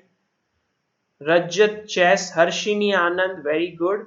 Nikhil Chahal, Reshu Jain, Rehan Chess, Shrutartha Maiti, very good. The right move is rook to c3. Shriyana Malya asks me who explained to me later. Well, in general, no one could explain to me for some time. Then I got Dvoretsky's Endgame manual. Even here in this book, it was not so well explained, I felt. And then sort of I kept on trying different things. I switched on the engine. I tried. Yes, you are right. All of you who said rook to c3, absolutely right. You dominate this bishop, and then next move you give a check. And once, it's a very subtle thing. After, let's say, what can black do here? Say bishop e2. Now check. King, or even not a check, you can just play, this bishop has no square here. So push h5 now. Now h5 wins because you're going to get h6. King moves back, check, check, h7. If you get all these moves together, you are winning. Then you can put your king on h6 and finish off the game. But if you were careless and you did something like this and h5, then after bishop d3, draw. This bishop should not be allowed to come on this diagonal, because now king h6, you know that this position just come here. And this is a draw. Unfortunately, this is a draw. Look at this guy here. So such mistakes happen all the time, but uh, this is how you could win. By the way, just to make this concept a bit more clear, please spend this some time with this position at home. I am going to show you one practical game. Again, I found this by similar endgames concept which I just showed you with chessbase and mega database. And the funny thing is, this position was reached between okay, one second, just let me, can I finish off the lines in this for anyone who wants to learn it? I'll just show you all the lines, and so that one will be clear to you. So the lines are king h6, king g8, check, king f8. By the way, king h8 doesn't work because of check, check, king g5, and check, h5, king h6. You know this entire theme now. H6, you go like check, king. If the king goes back, this, and here not h7, as we know, because of check, king here, and this move which we just saw, but rook e7, and later on you win the game, dominating the bishop, threatening h7 and rook e8 mate. If king f8, which is the most critical move, then rook g5, threatening right now nothing as such, but black has to make a move. So black plays king f7. If black plays bishop c2, by the way, there was a threat. King h5 is the threat, because now after check you can go to g6. And the point is that if you check again, I will come out and I will win. So you have to play king g8, and now I dominate the bishop. How should I dominate the bishop? Can you tell me how should white dominate this bishop and win the game? White to move and win.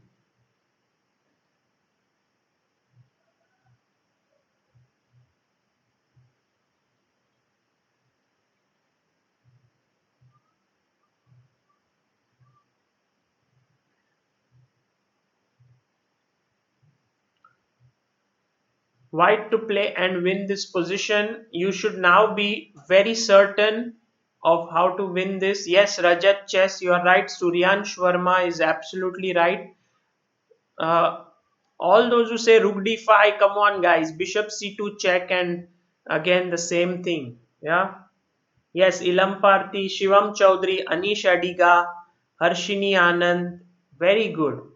Also Mayur Gondalekar, you are right. Rook c5. And the point is you stop bishop c2 check. Next move is a mate. Also now the pawn can be pushed. Basically, you need to dominate that bishop from coming to this diagonal.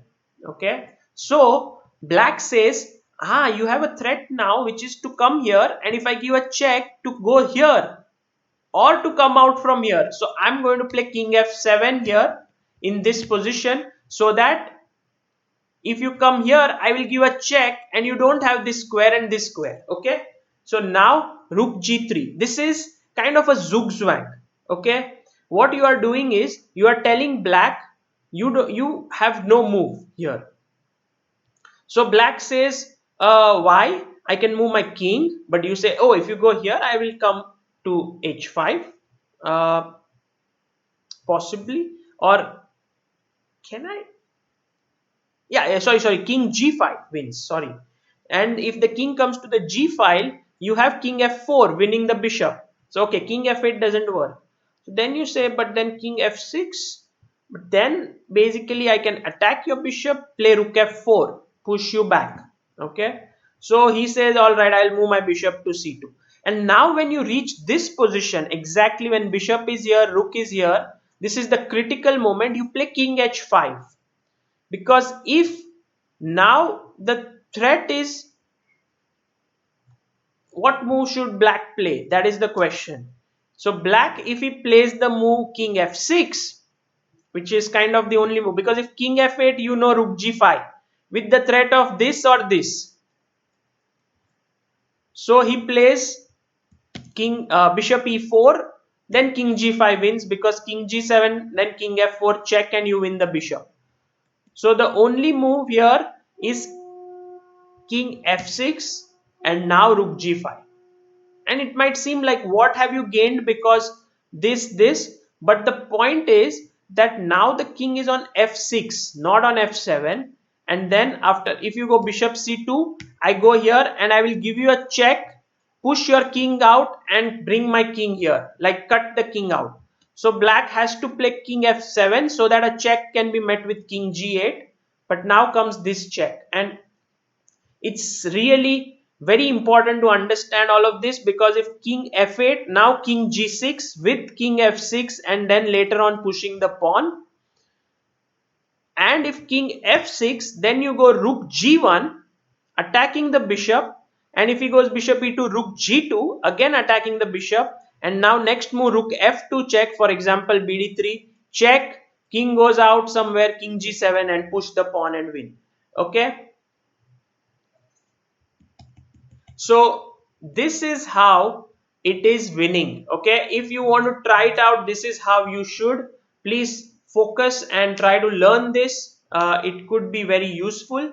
And to sort of cap off this entire session, I want to show you why learning this end games can be useful. There is this game called Igor Khenkin, named white player is Igor Khenkin, black is Matthias Bartel, and they actually reach this position.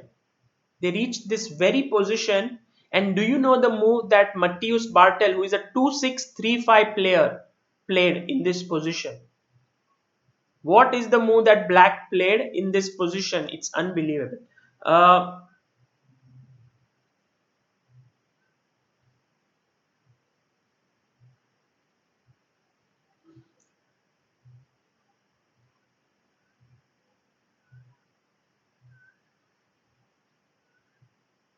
How should black play in this position? Yes, Shriyana, you are right. It's a bad move, but you guessed it right. He played h4 and the game ended in a draw.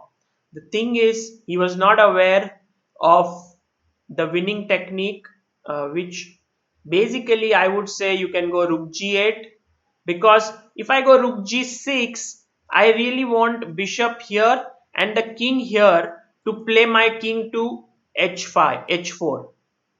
But right now the bishop is here, so I make a waiting move, rook g8, and when the king comes here, now I attack and I play king h4. And you know this winning technique now.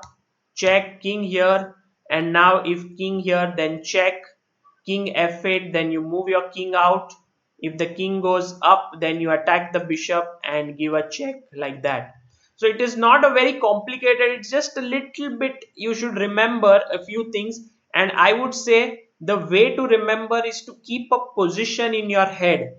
And for me, I have realized that this is the position in my head which I should remember, where to play king h4 and win the game. This is what I have kept in mind, because after check here, king here, comes the dominating move, rook to c6, and black wins. Yeah, this is a tragic comedy in this position, and you can see how the draw was made in the game. After h4, he maintained his bishop. By the way, taking the bishop would be a blunder, because here it's winning for black. But well, black says okay. Important here is to play king f2 at the right moment. For example, if you don't play king f2 at the right moment, say you wait and then he comes here, and now you don't play and you just wait again, then he comes king h1, and this would be trouble for you. This is just lost. So you must play king f2 at the right moment here, so that he cannot go king h1 and you can take this.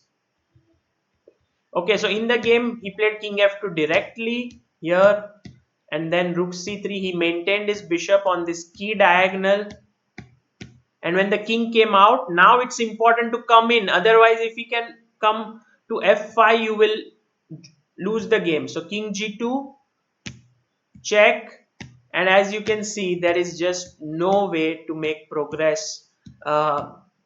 Bartel tried and tried, just like I did against Premnath, but I don't think it was the last round, so they were not picking up the tables and chairs right now.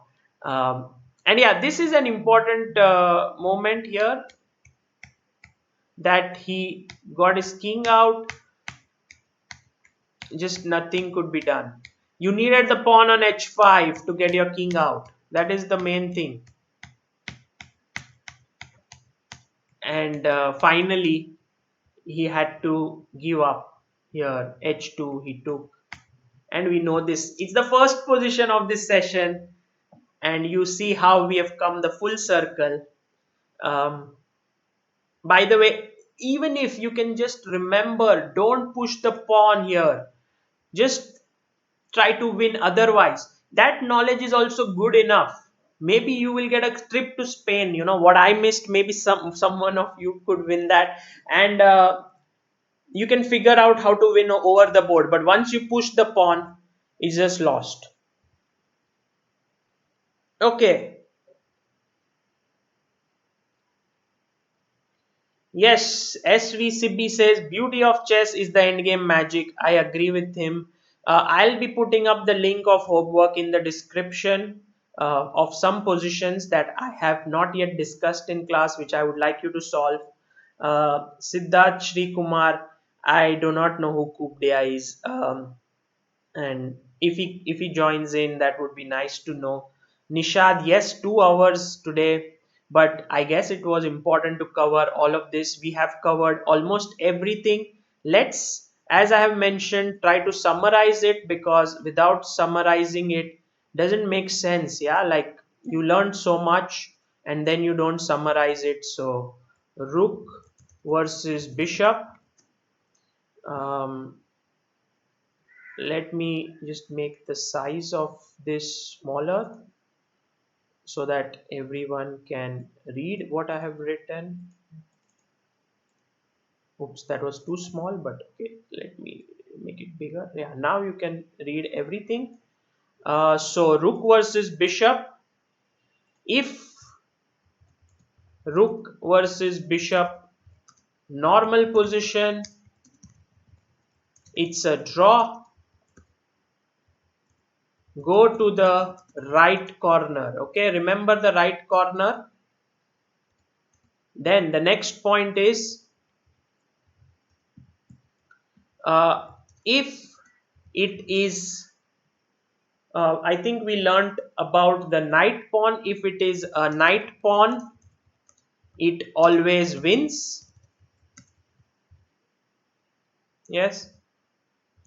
If it is a knight and also central pawn, I didn't take a central pawn because it wins, so you don't need to really worry there. You can check it out, try it out. If the pawn, if it is a bishop pawn, be very careful pushing it to the 7th rank, to the 6th rank, sorry. As we saw, it was a very dangerous thing to do. The fourth point is that if you have a rook pawn, then be careful. Yeah, be careful is redundant. You have to be careful anyway. Then don't push it to the 5th rank unless you are sure. Okay, I think that kind of summarizes what we learned today. I would say, okay. So the way I would suggest for all of you is to revise these positions, to look at it again, to look at this video again. It was quite a complicated video, but see it again. And the way to do it is, you can go and get Carsten Mueller's 14 DVDs, or you can start with one DVD. If you like it, go for the next ones. He has covered this in different parts. The other way to learn is to get Dvoretsky's Endgame Manual. This is a good book. Or and I would say, or instead of or, and 100 Endgames You Must Know by Jesus de la Villa. And I have this book here, which is Silman's Complete Endgame Course. So these are the three endgame books I would suggest to get a mastery over many of the endgames that we are discussing. Uh, and then of course you have to have your own databases, your work summarized, like how I keep databases for everything. You can see here I have a database here for rook versus bishop, all the important positions I make sure, so that when I have to revise, I don't have to flip through all the books again and again. I can just look at the important key positions. Okay, so it has been a long class. Thank you so much for bearing with me, and we will be back tomorrow with another complex end game. I'll put the homework in the link. Be sure to subscribe to Chess India. Also, on 2nd and 9th, there are online tournaments. Make sure you play that. This is Sagar Shah signing off. Thank you all who are here, who are still here. I know you must be tired, you must be hungry. So please have something to eat, and we will meet later. Bye.